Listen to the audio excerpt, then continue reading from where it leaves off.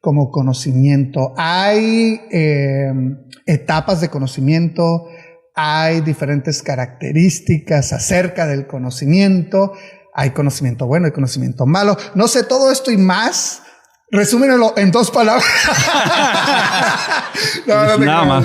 Como Twitter, tienes 300 caracteres ahí. 300. ¿Qué onda, Carlos? A ver. No, quiero hablar únicamente ahorita del concepto, la definición del término conocimiento, sí, o conocer, ¿no? No tal todavía de las atribuciones que tiene el conocimiento. Yo creo que ahorita la vamos a dejar para expandirnos en el... Me parece bien. Buenísimo. Me gustó. Sí, y siempre que hablo de un tema me gusta hablar de la etimología de la palabra, ¿no? En este caso del conocer viene pues igual porque lo estudiamos, ¿no? Del cognoscere, que viene siendo la apropiación de tener el todo, ¿no? Y muchos de estos varía acerca del aprendizaje. Hay teorías del conocimiento acerca del aprendizaje, por ejemplo, que el conocimiento se adquiere a través del aprendizaje y de la experiencia. Por ejemplo, es como la base que aquí en el occidente que más predomina por el conocimiento aristotélico. Pero si nos vamos un poquito atrás, en el tiempo de Platón, él estaba hablando acerca del conocimiento como no por la razón ni la experiencia, sino que en el conocimiento era adquirido, no era por la experiencia, sino el conocimiento era adquirido por medio de la razón. Es decir, aquello que tú no podías contradecir porque era a priori, por ejemplo, que era algo que era deducible en sí hecho, en sí mismo es un hecho, por lo tal era un conocimiento, ¿no? Pero lo que se va expandiendo a través de la historia, 80 años después de ese conocimiento o de esa era, lo que nosotros predomina en el occidente, al menos aquí en esta área, ¿no? Que nos rige a nosotros, es un conocimiento a priori pero a posteriori, también en el sentido de que el conocimiento no es a través de la razón únicamente, sino que el conocimiento también se basa en el sentido de la experiencia y de lo que uno va acumulando a través de los años, ¿no? Fíjate que ya me cayó bien. Sí, ya el método científico como el conocimiento empírico y el conocimiento científico, ¿no? Que es el episteme. Así es. Acerca del empirismo. Ajá. Y aparte de la ciencia, ¿no? Y ya después quiero entrar en eso, ¿no? Acerca de física, metafísica natural. Nada más. Continúa. A todo. Por el carril izquierdo y de fondo. Y, por ejemplo, me quiero quedar con lo que iniciaron acerca del logos, ¿no? O el estudio, por ejemplo.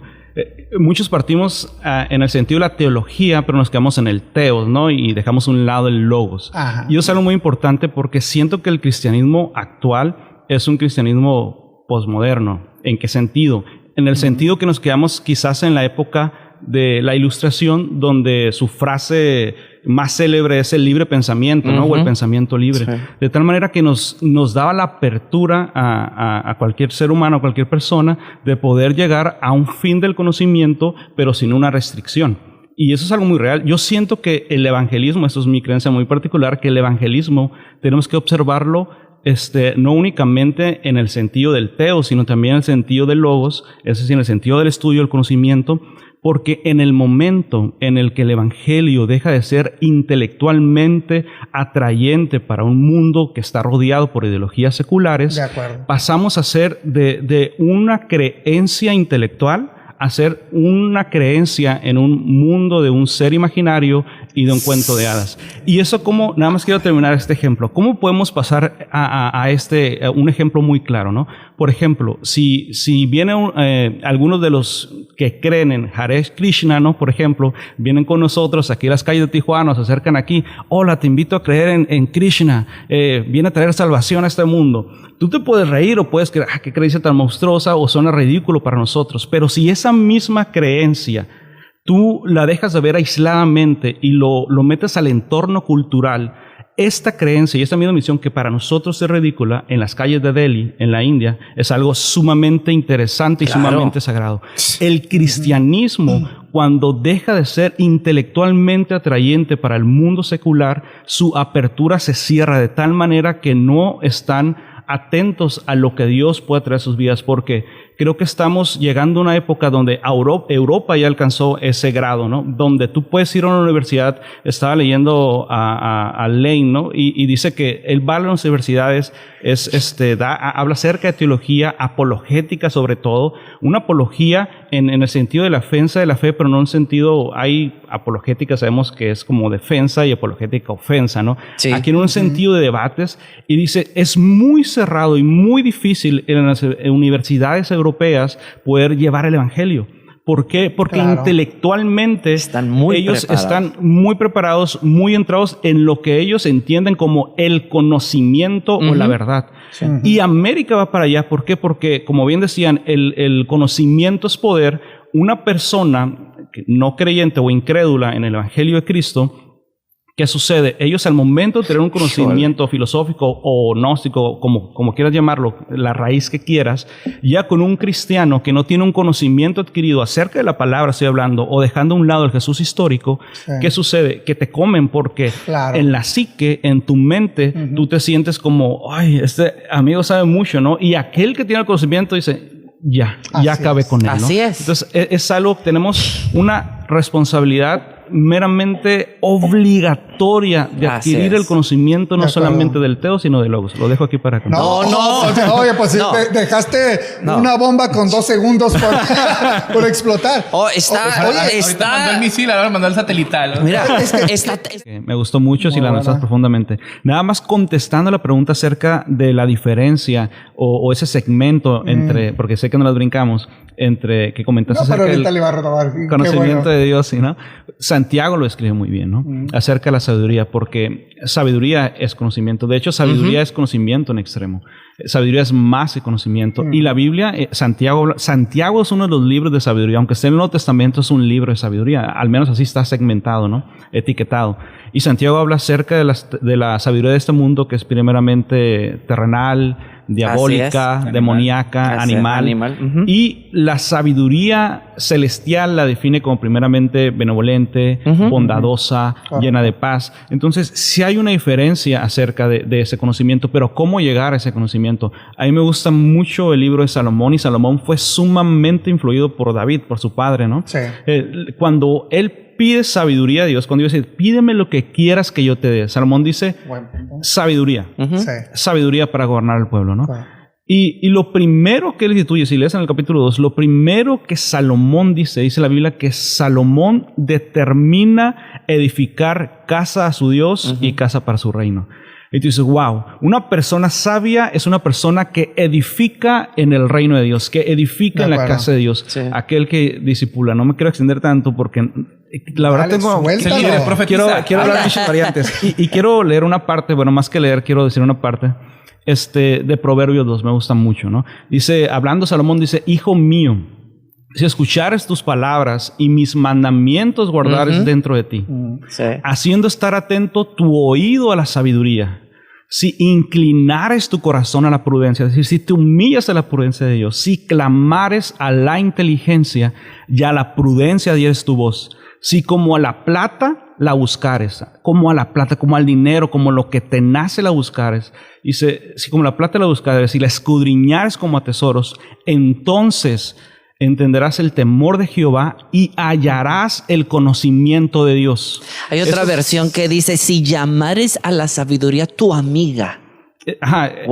Eso es en Proverbios 3, creo. Y está dentro del mismo Proverbios, del mismo Salomón diciendo, si la escribieras en la tabla de tu corazón, hallarías gracia y buena opinión ante los ojos de Dios y los hombres. Pero ¿por qué destaco mucho esto? Porque Salomón entendía este principio no por sí mismo, sino porque su padre David había dejado esa herencia sobre su vida. Dice, mi padre era único y delicado delante de mi madre. Me decía, adquiere sabiduría, hijo, inquiere sabiduría, de tal manera que cuando a él se le presenta la oportunidad de pedir el deseo, cualquiera que fuera que Dios le estaba otorgando, él dijo, quiero sabiduría.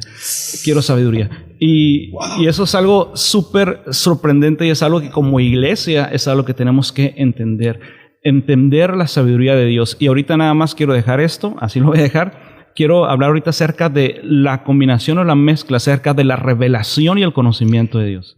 De cómo puede resurgir, ¿no? Decía, cómo en la antigüedad el conocimiento, había esa búsqueda y cómo lo podemos implicar ahora. Yo quiero hacer alusión a algo que tiene esta etiqueta o el nombre del podcast, ¿no? Reformadores. Quiero hablar de reformadores.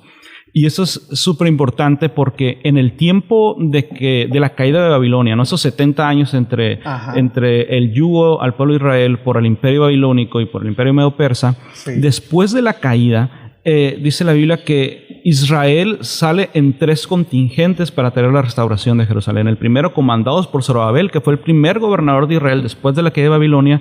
El segundo comandados por Esdras cuando Ciro los deja salir, Ciro de Persia. Sí. Y el tercero comandados por Nehemías, el copero del rey de Tarjerjes, que también les da madera por Asaf y todo para construir las puertas, los muros, ¿no?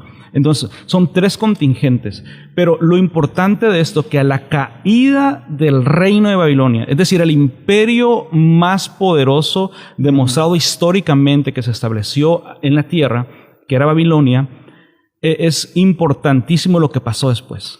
Porque cuando cae Babilonia, que era quien tenía el gobierno y el poder sobre la tierra y sobre las naciones, sobre las culturas, porque imponían sobre tus culturas, lo que sucede es que hay resurgimiento de conocimientos y de cultura. Al mismo momento que el libro de Esdras y el libro de Nehemías nos cuentan que fueron reformadores y sacerdotes sobre la nación de Israel, que estaban restaurando el muro de Jerusalén, las puertas de Jerusalén, que estaban restaurando la casa de Dios, edificando el templo. ¿Qué es lo que pasó? En el momento de más confusión. En el mismo momento, en ese mismo momento, contemporáneamente, no en Jerusalén, sino en otras naciones, se estaba levantando un hombre llamado Siddhartha Gautama, que fue Buda el iluminado en la India. En ese momento se estaba levantando Confucio, que fue un filósofo asiático en China. En ese mismo momento se estaba levantando Sócrates y su discípulo Platón en Grecia. En ese mismo momento se levantó Pericles en Atenas. En esos mismos años que Nehemías y Esdras estaban restaurando Jerusalén,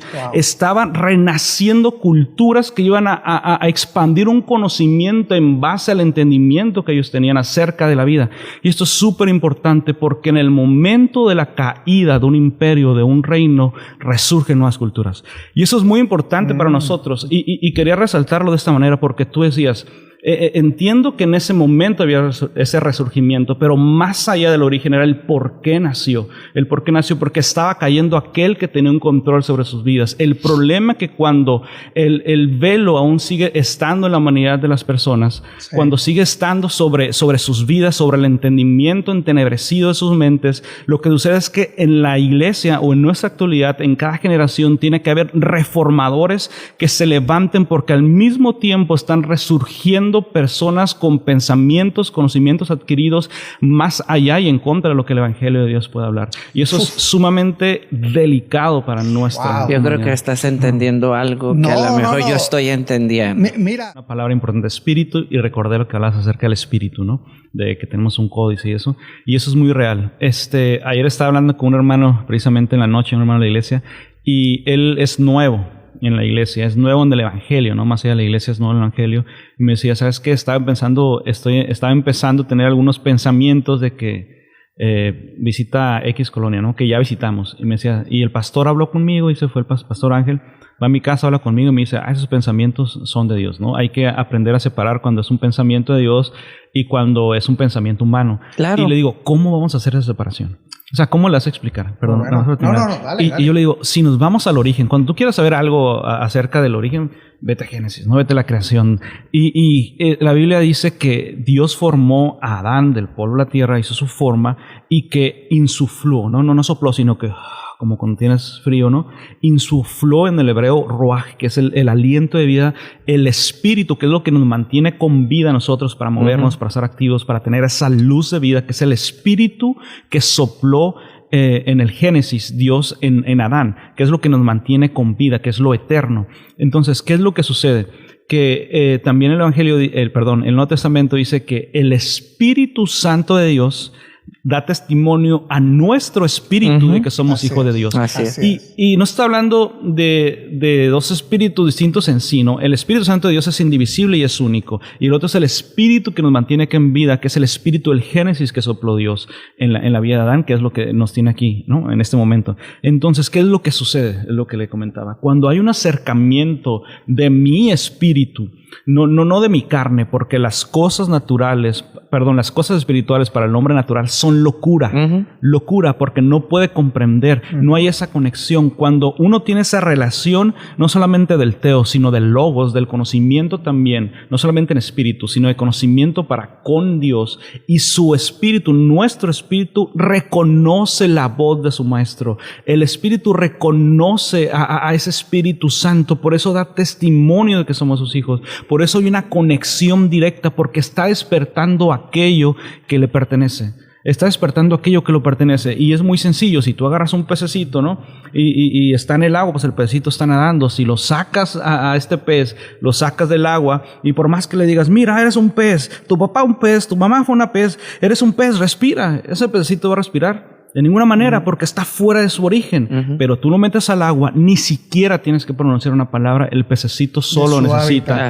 ¿Por qué? Porque está regresando a su origen. Un árbol lo sacas de la tierra, lo pones ahí de lado, y tu papá hace un árbol, obviamente no procede, ¿no? Pero tu mamá hace un árbol, da fruto y lo riegas y todo. Ese árbol no va a dar fruto porque está fuera de su origen, pero tú cavas en la tierra, metes a este árbol en su origen, no necesitas decir nada. Obviamente hay una que tienes que regar, ¿no? Puede ser el conocimiento. Pero este árbol va a dar fruto. Ahora, ¿cuál es el origen de la humanidad? Creo que no hay que ser muy sabios para entender eso. Cuando las personas regresen a su origen, que es en Dios, ni siquiera va a ser tan necesario que nosotros como iglesia estemos a la gente haciéndolo. Tienes que orar, tienes que hacer esto, tienes que adquirir conocimiento, porque estás llevando su espíritu a su origen. Y es una conexión directa con el Espíritu Santo de Dios. Mira,